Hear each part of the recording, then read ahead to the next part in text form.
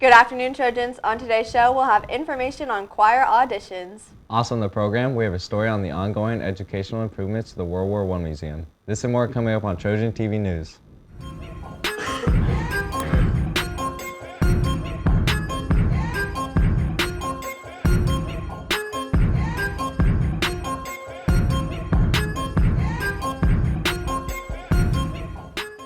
Good afternoon, Trojans. I'm Penny Harrison. And I'm Rylan Farron. It's Thursday, April 11th, 2024, and here are top news and announcements.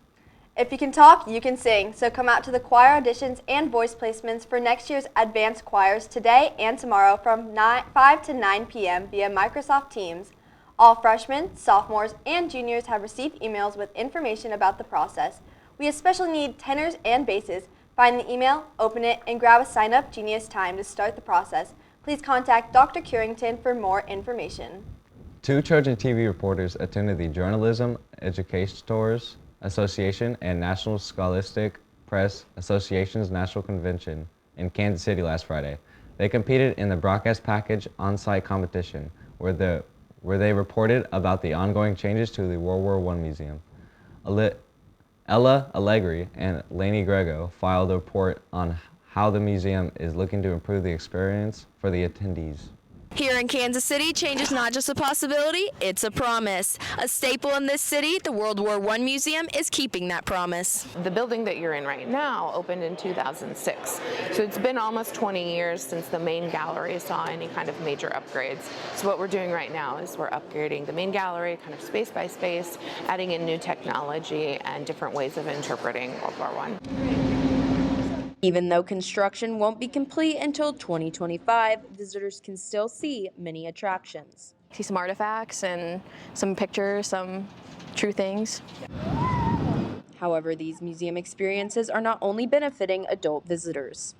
I love the students and getting them excited and doing something different than what they can do in the classroom, getting to use primary sources, see things that were actually in World War I, and use that to grow on what they get to learn from textbooks in the classroom. Education has changed in the last 100 years since the museum opened. With this being said, improvements are necessary. We know that kiddos are learning very differently than maybe a 50 or 60-year-old might. They might engage with technology or reading differently. And so updating some of this technology and helping people learn in the best ways that they learn naturally is really important to us. The World War I Museum prioritizes learning in order to prevent the past. For Trojan TV News, I'm Lainey Grego along with Ella Allegri. Thanks, Ella and Lainey. These 2 also earned an honorable mention award for their contest in the national contest. I noticed it's chillier than yesterday. I agree. Let's send it to Andrew Stone to find out more on the weather. Thanks, Penny and Rylan. On to our current weather for today. It is currently 59 degrees outside and partly cloudy. The low of today is 42 and the high is 64. So if you're going out to the girls' soccer game tonight, I'd bring a coat. It's going to get a little chilly. Today is Thursday, April 11th, 2024. And on to our 7-day forecast. Throughout the week, it's going to get pretty hot this week, getting into the 90s on Sunday and 70s on tomorrow. And later in the week, we're going to get some thunderstorms. Again, getting into the high 80s on Wednesday. So it's going to be pretty nice this week. And have fun if you're going to the baseball game tomorrow. Back to Penny and Rylan. Thanks, Andrew. I wonder how our track team is doing. Me too. Let's send it to Ricky to find out more. Thanks, Penny and Rylan. Both the boys and the girls track and field teams took first in the Park Hill Northland quad on Tuesday. On the girls' side, Jamari Irvin took first in the 100-meter dash. Caroline Shagg took first in the 200-meter dash, and Alasia McDougal took first in the 400-meter dash. Jordan Umstad came in first in the 800-meter run, while the 4x400 relay team placed first. Madeline Medley captured first in the long jump, and Makara Vibar finished second in the javelin. On the boys' side, Jordan Smith overtook all sprinters with a first-place finish in the 100-meter dash. Owen Koski took first in the 200-meter dash, and Landon Julson took first in the 400-meter dash. Marvin Nguyen captured first in the 300-meter hurdles, while the 4x400-meter relay team took first. Javon Washington out-leaped the competition for a first-place finish in the high jump. Frederick Marshall Jr. took first in the long jump. Braylon Agee came in first in the triple jump, and Jack Conway threw his javelin further than the competition for a first-place finish. The tennis team kept their winning ways in practice yesterday. The Trojans earned first place in the Park Hill doubles tournament by shutting out Blue Springs and Lee Summit North for 4-0. They beat Liberty North 3-1 and tied with Park Hill South 2-2 to take the top spot.